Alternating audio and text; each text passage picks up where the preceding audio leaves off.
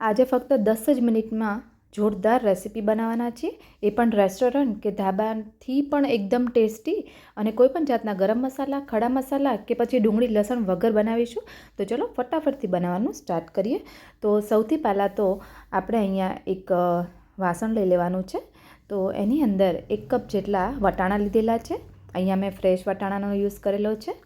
તમે ફ્રોઝન પણ લઈ શકો. તો અત્યારે માર્કેટમાં ફ્રેશ મળે છે, તો આપણે 1 કપ જેટલા ફ્રેશ વટાણા એને મેં ધોઈ અને લીધેલા છે. અને સાથે 5 નંગ જેટલા ટમેટાં લઉં છું, એકદમ લાલ હોય ને એવા ટમેટાં. તો ટમેટાને પણ સરસ ધોઈ લીધેલા છે. અને ઉપરથી એનો જે ઉપરનો ભાગ હોય ને એ કાઢી અને વચ્ચેથી કટ મૂકી 2 ભાગ કરી આપણે એને 5 જેટલા ટમેટાને લઈ લેવાના છે.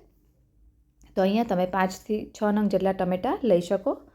એની સાથે અહીંયા મેં લીલા મરચાંનો પણ યુઝ કરેલો છે. તમે લીલું મરચું સ્કીપ કરવા માગતા હોય તો કરી શકો છો. સાથે 1 ઇંચ જેટલો આદુનો ટુકડો પણ લીધેલો છે. અને 18થી 20 જેટલા કાજુ લીધેલા છે, એને પણ અંદર એડ કરી દઈએ. અને લાસ્ટમાં 1 ગ્લાસ જેટલું પાણી લેવાનું છે અને અંદર એડ કરવાનું છે. હવે અહીંયા તમે ડુંગળી લસણ ખાતા હોય તો તમારે 5-6 કળી લસણની અને 2 નંગ જેટલી ડુંગળીને વચ્ચેથી કટ કરીને એને પણ અંદર એડ કરવાની છે.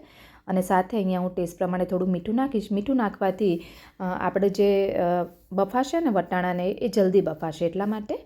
અને સાથે 1 ચમચી જેટલી ખાંડ નાખવાની છું. તમને પણ એવું થતું હશે આમાં ખાંડ, જી હા, આમાં ખાંડ એડ કરવાથી વટાણાનો અને ટમેટાનો કલર એવો ને એવો રહેશે અને વટાણામાં એક સરસ મજાની ફ્લેવર આવશે. એટલે કે એનો ટેસ્ટ એકદમ સરસ ઉભરાઈને આવશે, ફીકા નહીં લાગે.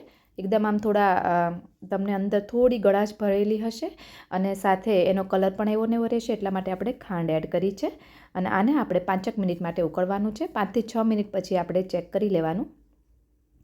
તો તમે જોઈ શકો છો એને મેં ઢાંકીને રાખેલા હતા, એટલે સરસ મજાના ફ્રેશ વટાણા છે, એટલે એને ચડતા પણ બિલકુલ વાર ના લાગી. જો એકદમ સરસ બફાઈ ગયા છે. તો આ રીતના બફાયેલા હોવા જોઈએ. એકદમ બફાયેલા ના હોય તો પણ ચાલે, થોડા કચરા હોય ને તો પણ આગળ બફાઈ જ જશે.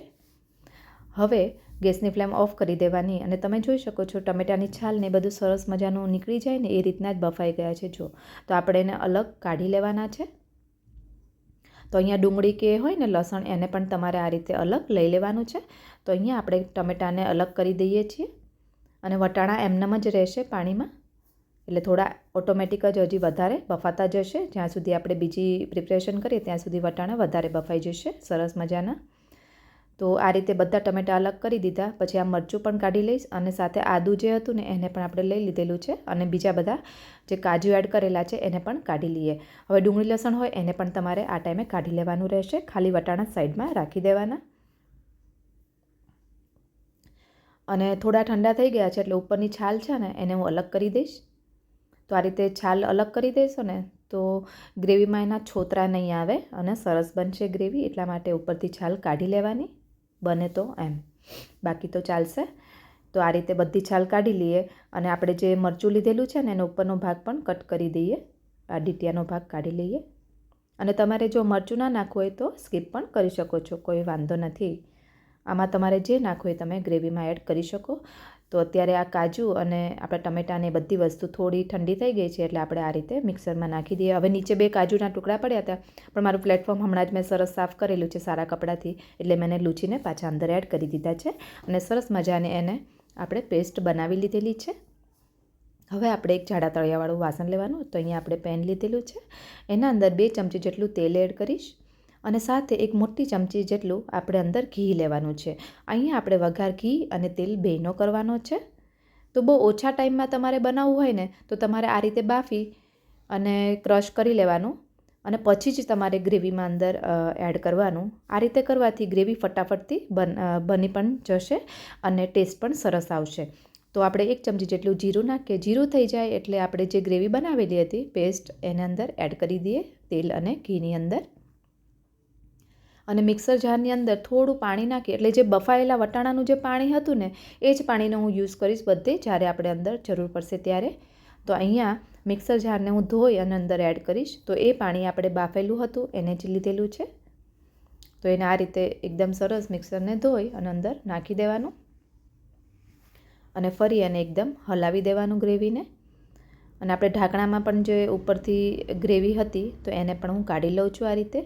તો આ રીતે આપણે કોઈપણ જાતનો વેસ્ટ નહીં થાય, બધી જ વસ્તુ લઈ લેવાની. અને 1/3 ટીસ્પૂન જેટલી હળદર એડ કરીએ. હવે બીજા મસાલા એડ કરીએ. તો સાથે અહીંયા કાશ્મીરી મરચું મેં યુઝ કર્યું છે, એટલે મેં 2 ચમચી જેટલું મરચું લીધેલું છે. તીખાશ તમારા ટેસ્ટ પ્રમાણે તમારે એડ કરવાની રહેશે. અને સાથે 1 ચમચી જેટલું ધાણા જીરું. એકદમ સિમ્પલ મસાલા છે, પણ એકદમ ટેસ્ટી બનશે. હવે તમે આગળ જોજો કે કઈ રીતે શાકને એકદમ ટેસ્ટી ધાબા સ્ટાઇલ અને રેસ્ટોરન્ટ જેવો ટચઅપ આપવો, એ હું તમને આગળ જણાવીશ વિડીયોમાં. તો કોઈ પણ જાતનો મસાલો પણ નથી અને ડુંગળી લસણ પણ નથી, તો પણ શાક એકદમ ટેસ્ટી લાગશે અને કોઈને પણ નહીં ખબર પડે કે આ તમે રેસ્ટોરન્ટથી નથી મંગાવ્યું. તમને ઘરનું છે એવું લાગશે જ નહીં. તમને જોઈને જ એવું લાગશે કે આ રેસ્ટોરન્ટમાંથી શાક આવ્યું છે ઘરે. અને જ્યારે પણ તમારા ઘરમાં કોઈ ગેસ્ટ આવે ત્યારે ફટાફટથી તમે આ બનાવી શકો છો. તો એકદમ ઇઝી રેસીપી છે. હવે આપણે ગ્રેવીમાં મીઠું પણ એડ કરી દઈએ. મેં બાફવામાં પણ થોડું નાખેલું છે, એટલે એ પ્રમાણે હું ગ્રેવીમાં મીઠું એડ કરીશ. પછી તમે ચાખીને ઓછું વધુ નાખી શકો. તો આ રીતે પ્રોપર મિક્સ થઈ જાય એટલે 2 થી 3 મિનિટ માટે, એટલે કે જ્યાં સુધી આમાં તેલ છૂટું ના પડે ત્યાં સુધી આ ગ્રેવીને થવા દેવાની. આ ગ્રેવી ઓલરેડી બફાયેલી જ છે, એટલે તેલ છૂટું પડતાં જરા પણ વાર નહીં લાગે, બહુ ફટાફટથી થઈ જશે. એટલે તમે જોઈ શકો છો તેલ પણ સરસ છૂટું પડવા મળ્યું છે. તો એકવાર આપણે એને હલાવી લઈએ પ્રોપર, જેથી કરીને તળિયે ચોંટે નહીં ને એટલા માટે. તો આ રીતે એકદમ પ્રોપર હલાવી લઈએ પહેલાં તો. અને તમે જોઈ શકો છો ગ્રેવીને પકવાની સુગંધ પણ સરસ આવવા લાગી છે. તો આ ટાઈમે તમારે અંદર વટાણા એડ કરવાના છે. તો વટાણા અહીંયા 1 કપ જેટલું જ પાણી અત્યારે રાખેલું છે, બાકીનું મેં થોડું કાઢી લીધેલું છે, એટલે ટેસ્ટ પ્રમાણે અને જોઈતા પ્રમાણમાં આપણે લાસ્ટમાં એડ કરી શકાય પાણી, એટલા માટે. તો અહીંયા 1 કપ જેટલું પાણી રાખી બધા વટાણા અંદર એડ કરી દઈએ અને આ ગ્રેવીને થોડી વાર માટે થવા દઈએ. ત્યાં સુધી આપણે બીજી પ્રિપરેશન કરીએ. તો અહીંયા મેં 200 ગ્રામ જેટલું પનીર લીધેલું છે. અહીંયા મેં રેડીમેડ પનીરનો યુઝ કરેલો છે, અમૂલના પનીરનો. અમે ઘરે બનાવેલું પણ યુઝ કરી શકો. તો આને હું પ્રોપર, કારણ કે અત્યારે બહુ ટાઈમ નહોતો મારી પાસે અને મારે જલ્દી બનાવવું હતું, ઘરે ગેસ્ટ આવે છે, તો મેં ફટાફટથી અમૂલનું પનીર લઈ લીધેલું છે. તમે ઘરે બનાવેલું પનીર પણ એટલું જ સરસ ને ટેસ્ટી બનશે. તો મારા આગળ મેં વિડીયો મૂકેલા છે, તમારે જોવા હોય તો તમે સર્ચ કરીને જોઈ શકો છો કે દૂધમાંથી ઓછી મહેનતમાં અને વધારે પનીર કઈ રીતે બને, એ આપણે વિડીયો મૂકેલો જ છે, એટલે જોઈ લેજો એમાંથી, જો તમે જોવા ઈચ્છતા હોય તો. તો આ રીતે પનીરના મેં ટુકડા કરી લીધેલા છે, પણ મને એવું લાગે છે આ પનીર તો બહુ મોટો પીસ લાગે છે, એટલે આપણે વચ્ચેથી થોડા કટ કરીએ, એટલે થોડા નાના કરીએ એમ. તો આ રીતે વચ્ચેથી એક કટ મૂકી દઈશ તો એકદમ પરફેક્ટ છે. જો તો આ રીતે બધા જ પનીરને વચ્ચેથી કટ કરી દઈશ અને સરસ મજાના એક સરખા પીસ કરીને રેડી કરી દઈએ. તો આપણે આ પનીરને બધાને આપણે એડ કરી દઈશું. 2-4 ખાલી આપણે રાખીશું એક્સ્ટ્રા માટે, એ હું તમને આગળ કહીશ કે થોડું આપણે ગાર્નિશિંગમાં યુઝ કરશું એટલા માટે. અને તમે જોઈ શકો છો 3 થી 4 મિનિટ જેવું થયું છે અને સરસ મજાની ગ્રેવી મસ્ત થઈ ગઈ છે, એકદમ એકરસ છે વટાણા સાથે, અને ઉપર થોડું તેલ પણ છૂટું પડ્યું હતું. તો આ ટાઈમે આપણે પનીરને આમનામ જ એડ કરી દેવાના છે. તો અહીંયા 3 થી 4 જેટલા પનીરના પીસ મેં રાખી મૂકેલા છે, એને આપણે લાસ્ટમાં એડ કરશું. એ કઈ રીતે એ જોઈશું આગળ. તો હવે આ ટાઈમે હવે થોડી વાર માટે ખાલી બધું મિક્સ થાય ને અને ઉપર થોડું તેલ તમને લાગે ને છૂટું પડે, ત્યારે તમારે આ સ્ટેજ પર અંદર મલાઈ એડ કરવાની છે. તો અહીંયા મેં 4 થી 5 ચમચી જેટલી મલાઈ લીધેલી છે. અહીંયા મેં ઘરની જ મલાઈને યુઝ કરેલો છે, એકદમ આમ ફેંટી લીધેલી છે, તો પ્રોપર મિક્સ થઈ જાય એટલા માટે. અને તીખાશ પણ થોડી ઓછી થઈ જશે, એટલે લીલું મરચું તમે નાખ્યું છે ને તો પણ એટલી તીખાશ નહીં પકડાય, એટલા માટે આની અંદર મલાઈ પણ યુઝ કરવાની જ. તો ટેસ્ટી બનશે શાક. તો શાક બનતા જરા પણ વાર નથી લાગી અને એકદમ સરસ મજાનું એકરસ પણ થઈ ગયું છે.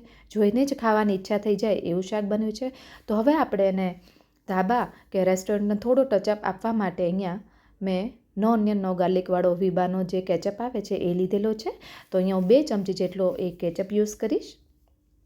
તમે કોઈ પણ કેચઅપ યુઝ કરી શકો, તેનાથી ટેસ્ટ બહુ જ સરસ આવશે. અને આમાં કોઈ પણ જાતના આપણે બીજા મસાલા એડ નથી કરતા. જો તમે ગરમ મસાલો નાખવા માંગતા હોય તો આ ટાઈમે તમારે અડધી ચમચી જેટલો ગરમ મસાલો તમે એડ કરી શકો.